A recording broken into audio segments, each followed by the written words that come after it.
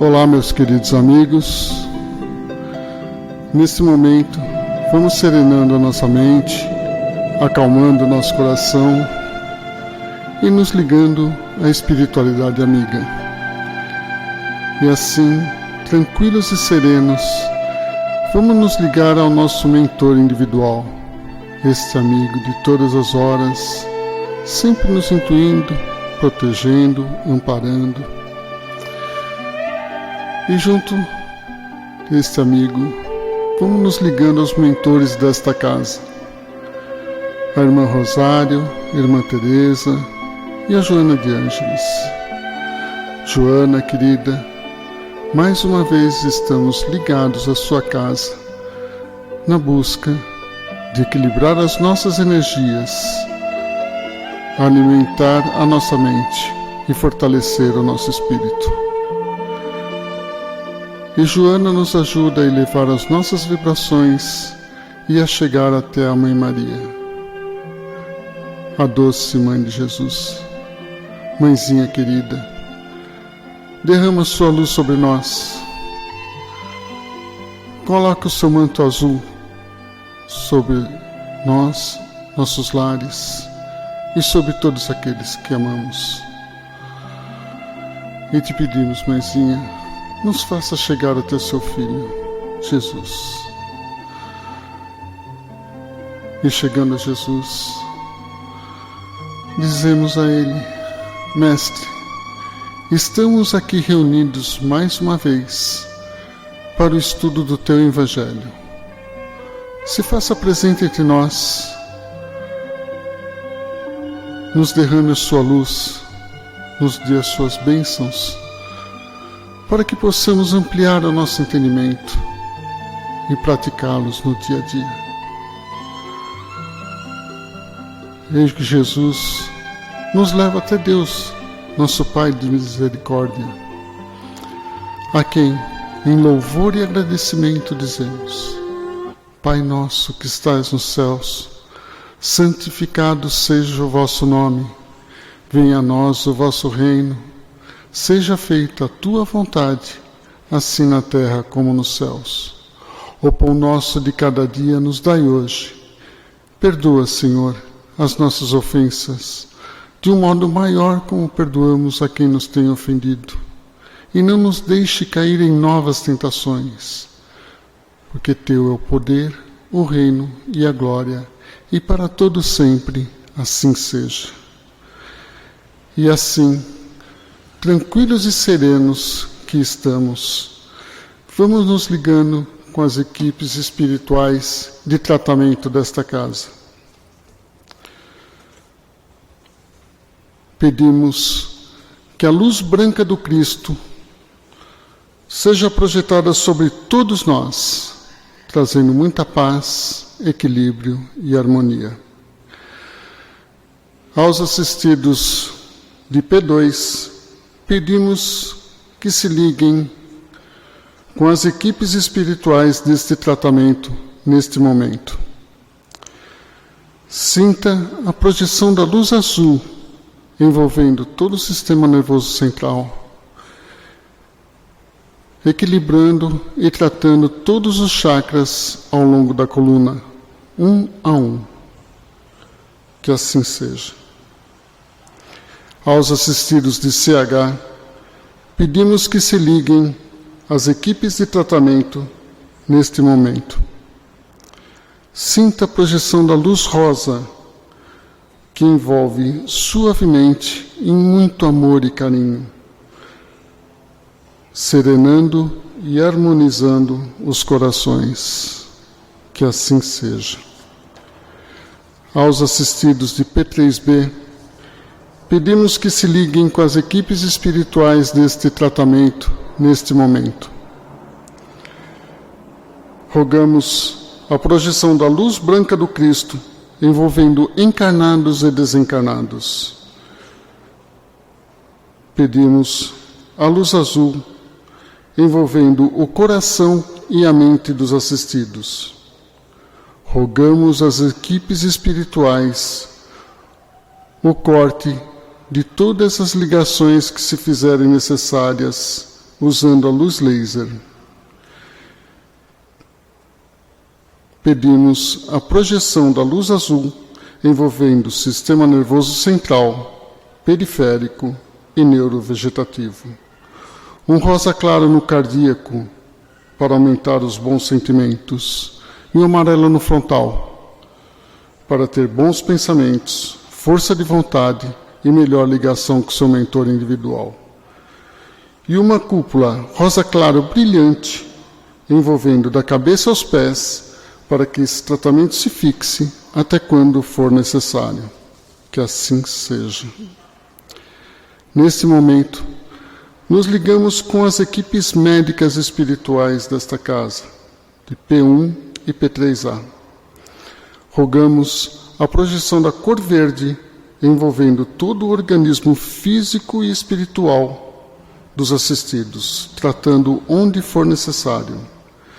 Pedimos a projeção das cores do arco-íris, promovendo fortalecimento físico e espiritual. Que assim seja. Nos ligamos agora com as equipes espirituais de tratamento infantil, Sheila e Meimei, que envolve as crianças em muito amor e carinho, trazendo a paz e a harmonia. Que assim seja. Pedimos as bênçãos do Cristo para todos os assistidos fiquem em cúpula protetora do seu tratamento enquanto for necessário. Agradecemos a todas as equipes espirituais e convidamos a todos para assistir à palestra de hoje. Que assim seja. Muito boa noite a todos, muita paz. Há determinadas palavras no nosso dicionário que merecem ser revisitadas em todos os tempos. Dentre elas, nós podemos falar de amor. Se nós pegarmos a definição do dicionário, talvez ele nos remeta ao campo das paixões, ao campo dos sentimentos imediatos que nós temos por outro ser humano. Se nós pegarmos da definição de uma mãe, talvez seus atos de altruísmo, de dedicação à família, sejam a tradução do amor.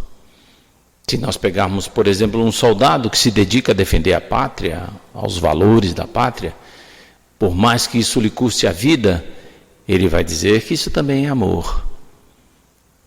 Na significância de alguns, diz que amor é a busca do belo, a busca do perfeito, a saudação de tudo que existe de maravilhoso na natureza, em nós, os homens, na humanidade. E talvez não seja por aí. Talvez o amor se ocupe exatamente de tudo aquilo que existe de errado, de torto, de inadequado em nossas vidas. Porque, como disse Jesus, os sãos não precisam de médico, mas nós todos outros, doentes ainda do espírito, nós precisamos desse médico divino que nos traga seu amor, sua compaixão, sua bondade, para que possamos caminhar. E aí, quando nós tivermos trilhado um bom caminho no sentido do bem, talvez quando nós formos falar sobre amor, usemos de outras definições. Uma outra palavra que nós temos que nos debruçar, e cada vez que a gente começa a conversar a respeito dela, nos vem uma surpresa, que é a fé, que também no imaginário de nós os homens é simplesmente acreditar em dogmas, em posturas, em coisas que nos foram ditas, nos foram contadas em todos os tempos. Recentemente, através da palestra de um orador muito famoso no meio espírita, o Haroldo Dutra Dias, ele usou de uma definição muito interessante e intrigante ao mesmo tempo. Que ter fé não significa simplesmente acreditar. Porque até aí nós vamos visitar todos os nossos amigos, nós mesmos, que cometemos erros constantemente em nossa vida. E se somos arguídos, se somos perguntados se nós temos fé, nós vamos dizer, Claro que eu tenho fé. Você tem fé em Deus? Claro que eu tenho fé. Você tem fé em Jesus? Claro que eu tenho fé. Em todas as escolas de reforma do ser humano, incluindo as penitenciárias, os asilos, os nasocômios, todos os que fazem parte do ponto de reflexão sobre os nossos valores e atitudes, nós vamos encontrar pessoas que têm fé. E aí ele define que fé não é somente acreditar em Deus ou acreditar em Jesus, mas é andar com Deus e andar com Jesus. E é sobre a fé que nós vamos falar um pouco hoje. No que nós acreditamos, o que nós seguimos. E já entramos na parte de dizer se nós temos que fazer e andar com Deus. É nesse momento que as nossas reflexões têm que ser bem colocadas. Quando ele nos diz, siga, nós seguimos ou paramos? Quando ele diga sim, nós dizemos não ou aceitamos o sim? Quando ele fala perdoe, nós perdoamos ou recalcitramos? Esses são os pontos da nossa reflexão, que é onde Jesus começa a colocar, e fica muito claro no capítulo 19 do Evangelho segundo o Espiritismo, que é a fé que transporta montanhas, ou a fé do tamanho de um grão de mostarda, né? Que ele exemplifica naquela passagem que os discípulos, juntamente com ele, estão fazendo aquelas assistências espirituais, atendendo às necessidades do povo, e os apóstolos atendendo a todos que procuram, e no meio de toda aquela multidão, um pai procura Jesus e diz, mestre, por bondade, por misericórdia, atendei a meu filho, que é lunático. Ora, ele se atira ao fogo, ora, ele se atira à água. Eu levei aos seus discípulos e eles não puderam curá-lo. Então Jesus fala, raça incrédula e perversa, até quando estarei convosco? Até quando eu vos sofrerei? Ou seja, até quando eu vou ter que fazer as coisas e assumir as necessidades de vocês? Quando é que vocês vão amadurecer? Talvez possa parecer um tanto pesada essa cobrança de Jesus de nossa parte, mas na verdade ele nos chama a atenção para os nossos procedimentos e os nossos valores. Então, Jesus, com toda a sua bondade, pede que o menino seja trazido até ele, e ele conversa com a entidade que habita ou coabita com aquele menino e o liberta. E aí os discípulos intrigados vão e perguntam para ele, mas mestre, por que nós não conseguimos? E ele responde, é porque não tendes fé. Se vossa fé fosse do tamanho de um grão de mostarda, dirias a essa montanha, transporta-te daqui para lá, e isso aconteceria, sem vacilar. É claro que, levado na figura de linguagem, ou mesmo numa profunda reflexão nos anos vindouros, nos milênios que nos aguardam, somente um espírito com grande poder e fé consegue realizar esse tipo de movimento e de milagre, né? Nós nos retemos muito em coisas imediatas, em coisas pequenas, e a nossa fé sempre é abalada por alguma coisa que nós carregamos dentro de nós, que é a amnésia. A amnésia é aquela doença do esquecimento. Nós nos esquecemos constantemente. As nossas origens, aonde estamos, quem nós somos, o que nos importa efetivamente na vida. Sabemos onde nós moramos?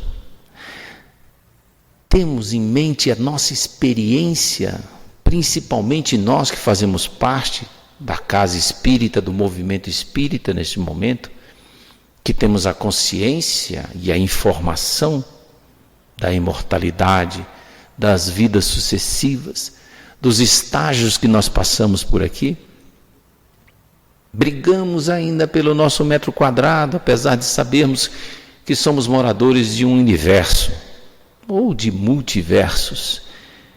Brigamos pelo palmo, pelo muro, pelo portão, quando sabemos que habitamos uma imensa galáxia com bilhões e bilhões de estrelas e bilhares e bilhares e bilhões de planetas. quando isso vai fazer parte do nosso entendimento, quando isso vai andar conosco, porque isso também chama-se fé, porque a fé implica em saber, ter a informação, ter a indicação, não é? Então, se nós somos possuidores de todas essas informações, quanto nós usamos disso no nosso dia a dia? Quanto nós agregamos isso nas nossas atitudes? É nesse momento que nós começamos a verificar como nós construímos os nossos parâmetros de fé, de acreditar, de levar em frente. Então, a fé, ela tem um aspecto sem dúvida nenhuma divino, porque muitas das coisas que existem ainda no universo não nos compete em termos de saber.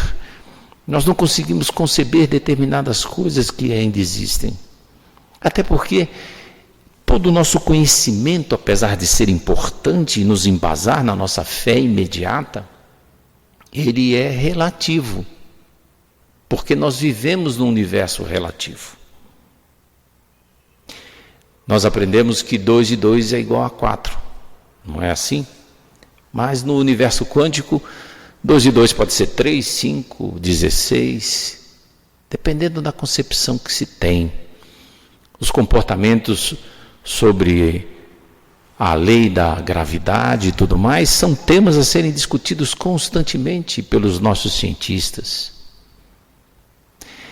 Às vezes nós usamos determinados parâmetros de fé não para construir algo de bom para nós, embora estejamos acreditando que construamos com as nossas atitudes.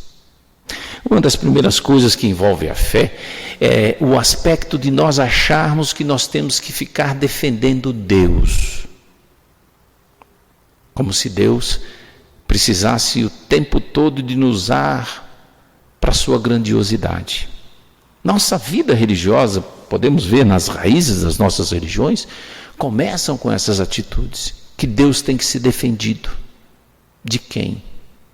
Exatamente de quem? O Criador do universo, dos universos.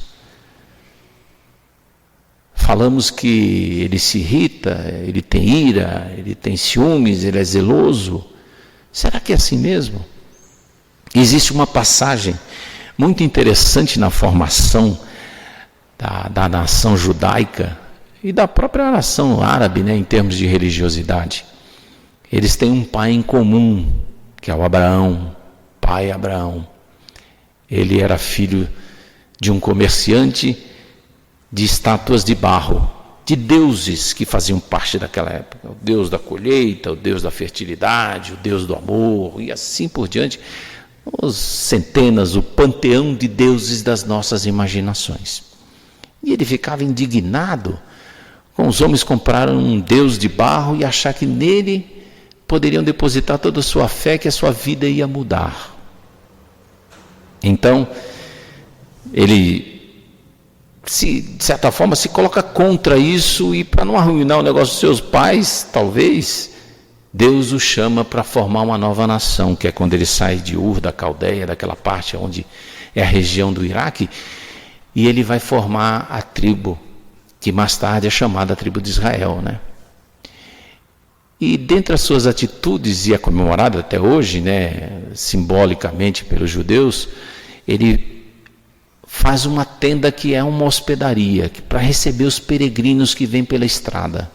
E ele ali, ele presta todo tipo de ajuda, dá de comer, dá de beber, recebe, faz com que a pessoa tenha pouso, e ainda, no final de tudo, ele falava para a pessoa, agradeçamos a Deus, que usava Yahvé naquela época, agradeçamos Ele por essa possibilidade maravilhosa que Ele está nos proporcionando, da comida, da bebida, né, do conforto. E as pessoas falavam assim, agradecemos a Deus, graças a Deus. E ele então fala assim, olha, por sua fé, pela sua bondade, você não precisa pagar nada.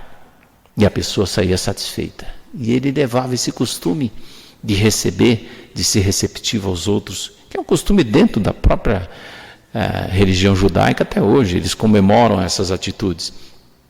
Até que um dia aparece um cidadão e ele dá de comer, dá de beber para esse cidadão e fala para ele: agradeçamos a Deus, né, tudo que estamos recebendo, a comida, a bebida, o pouso. E esse cidadão vira para ele e fala assim: não, eu não tenho que agradecer a ninguém não, tudo que eu tenho através do meu trabalho, da minha dedicação. E o Abraão fica indignado e quebra o pau com o cara, e além de cobrar, ainda cobra uma sobretaxa e trata mal o cara, bota ele para fora da tenda, enfim, manda a pessoa embora. E aí conta-se, narra-se dentro do próprio conto bíblico, que Deus vem e fala para Abraão: engraçado, Abraão, eu cuido desse meu filho há 70 e tantos anos. Durante 70 e tantos anos eu assisto dia e noite. E eu peço que você cuide dele apenas por um dia e você põe ele para fora da sua casa. Olha a reflexão que nós fazemos do quanto é e como é a bondade e a misericórdia de Deus, apenas numa passagem para a nossa reflexão.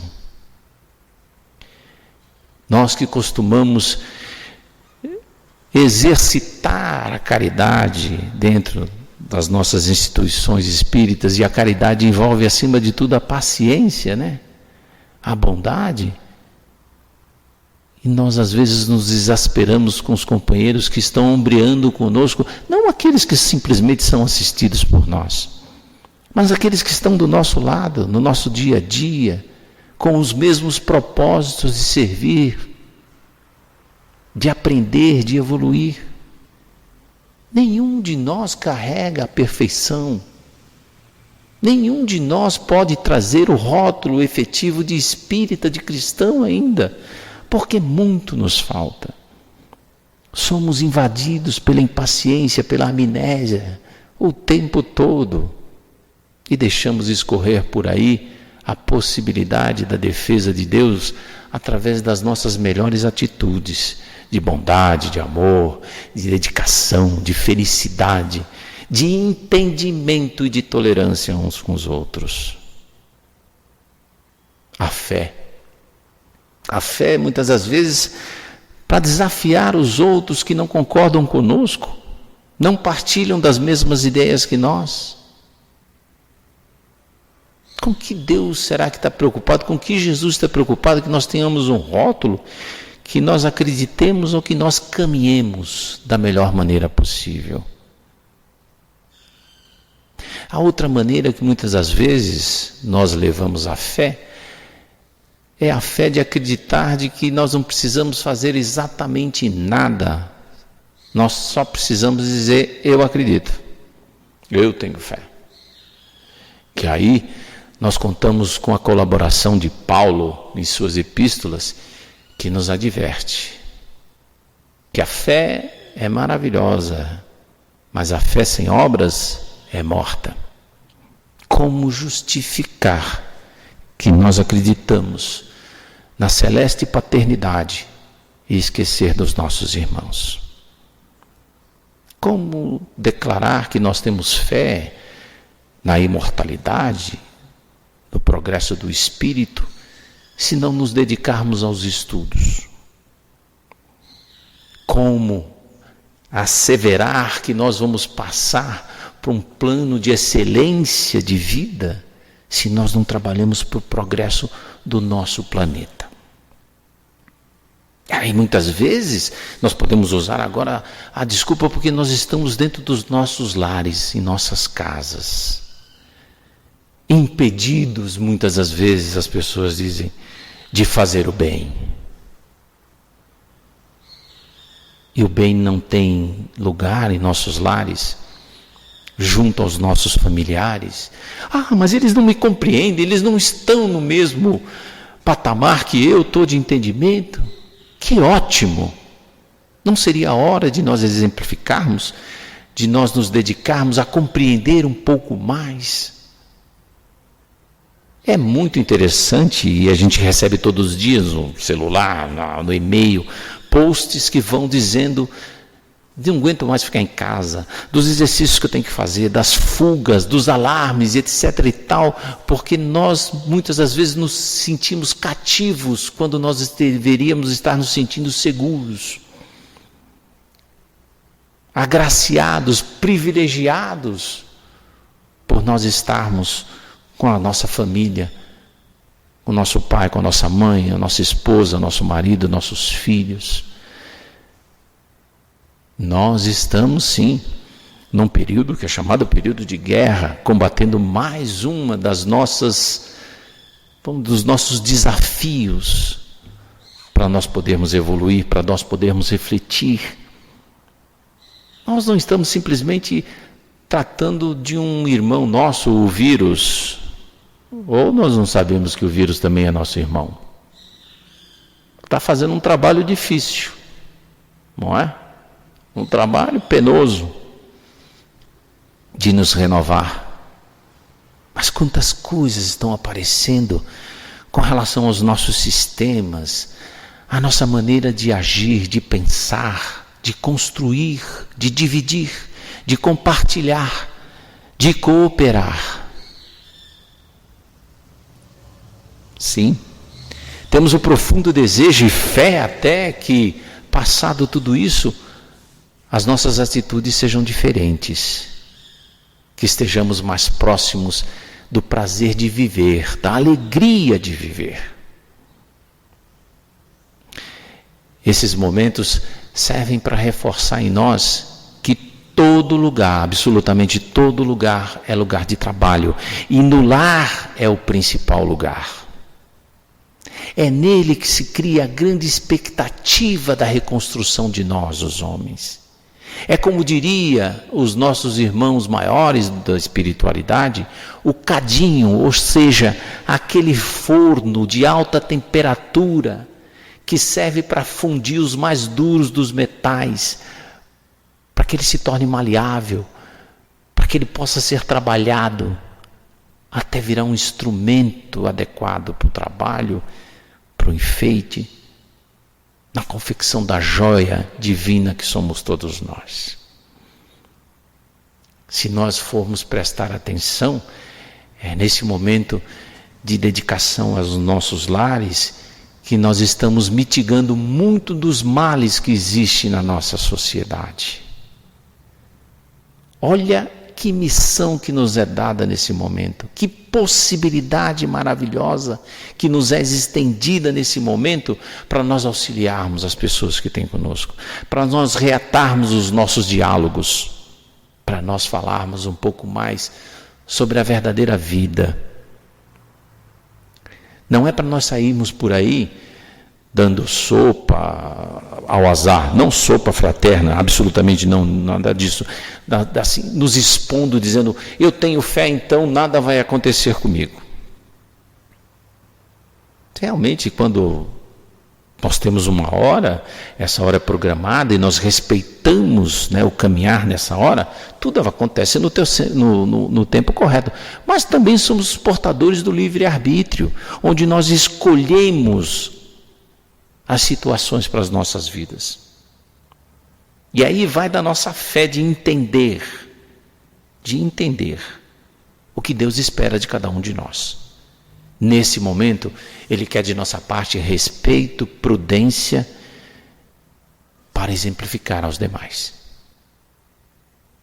Sem dúvida, nós temos muitos dos nossos amigos, médicos, enfermeiros, os nossos amigos que trabalham na coleta do lixo, os nossos irmãos que trabalham na varreção das ruas, na higienização dos ambientes, com uma missão arriscada e sagrada de nos proteger, de nos preservar. E nós temos que respeitar ao máximo essas pessoas, não levando mais trabalho a eles, mas levando mais solidariedade. Então, a fé vai me proteger, a fé sempre vai nos proteger, né? Andar com fé como vou, né? Com fé nada vai faltar, na música popular. Mas a nossa fé, acima de tudo, compreende e entende. E é nesse momento do nosso entendimento maior sobre as coisas que nós começamos a entender o que é um milagre. Porque o milagre é produto somente daqueles que têm fé. Porque quando você tem fé, significa que você aprendeu. E lembre-se que ela é pequena, do tamanho de um grão de mostarda, para você começar a compreender. Para nós começarmos a compreender. E ela vai nos mostrando que nós somos um verdadeiro milagre. Nós vivemos num lugar milagroso. Nós vivemos num planeta que faz parte de um sistema solar de 8 planetas, que talvez guardem formas de vidas desconhecidas nas nossas dimensões, que fazem parte de uma grande família, que faz parte de uma família maior, e que é acrescentada todos os dias. Não é um milagre isso? O milagre de ver esses pequenos irmãos que nós temos, os animais, num processo de educação do espírito, aprendendo nas suas pequenas tarefas do dia a dia a construir a grandeza do amanhã, a balbuciar as primeiras atitudes do espírito. Isso não é um milagre? De saber que apesar de todos os nossos erros, todos os nossos defeitos, todas as nossas vacilações, todas as dificuldades que nós apresentamos, as negativas que nós apresentamos no dia a dia, de recusar o que nos compete, Deus nos dá uma nova chance, constantemente. Isso não seria um milagre? Isso não seria talvez munição suficiente para enfrentarmos a guerra contra nós mesmos? Nós podemos dizer que a fé é um combate com relação aos que nos cercam. E isso seria um erro crasso de nossa parte. Porque o combate da fé é o combate a nós mesmos. A desconstrução de tudo aquilo que nós fizemos nos milhões e milhões de anos que nós temos atrás de nós. É nós largarmos mãos daqueles pseudos e pequenos valores que nós trazemos do nosso passado remoto, para lançarmos mão a um futuro maior, melhor, mais iluminado, porque é isso que nos aguarda. E se é isso, se é exatamente isso, naquilo que nós imaginamos e tenhamos fé de que um futuro grandioso nos aguarda, nós vivemos o grande milagre da sobriedade, do conhecimento. E o conhecimento tem que nos lapidar para sermos melhores. E tenhamos fé acima de tudo, e ter fé significa saber que nós não fazemos isso do dia para a noite. Seria uma pretensão muito grande de nossa parte. Isso vem com o tempo, vem com a repetição, vem com o trabalho, vem com a nossa dedicação constante. Porque quando nós reconhecermos isso, a fé nos apresentará aspectos muito maiores da vida, dos maiores milagres que existem. Existe um livro que é a Bíblia romanceada, novelada, escrito pelo Scholen Asch, e um dos livros que compõem essa obra maravilhosa, poética, por que não dizer dele, chamado Maria. Ele conta uma passagem em que ela aguardava no final, relembrando os tempos, do abrigo, daquele que Abraão montou, acender a candeia, botar a candeia na janela, para aqueles que vinham do campo, já no quase anoitecer, pudessem encontrar o caminho de casa. A candeia estava posta e ela avistou um vulto caminhando na estrada, e o seu coração se apertou, se constrangeu, e ela, tal como manda a tradição, fala para o peregrino: amigo, estás cansado? Vem, repousa um pouco, toma um pouco de água, come alguma coisa para poder seguir viagem. E no meio da penumbra, o vulto se aproxima, chega perto dela e quando ela vê, ele está coberto de muitas chagas, muitas manchas violáceas que fazem parte do seu corpo. E ela nota que ali na frente existe uma pessoa que tem o mal de Hansen, ou seja, é um leproso.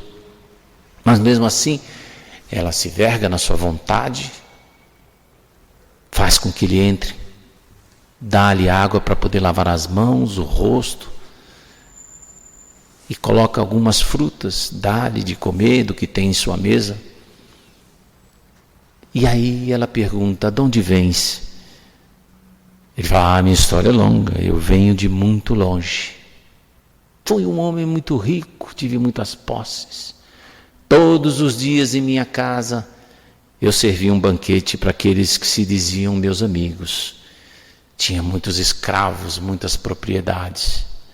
Mas um dia a doença me visitou e os meus amigos me abandonaram. Gastei largas fortunas com todo tipo de médico, de curandeiro, até que fui despojado na rua pela minha própria família e nada tinha.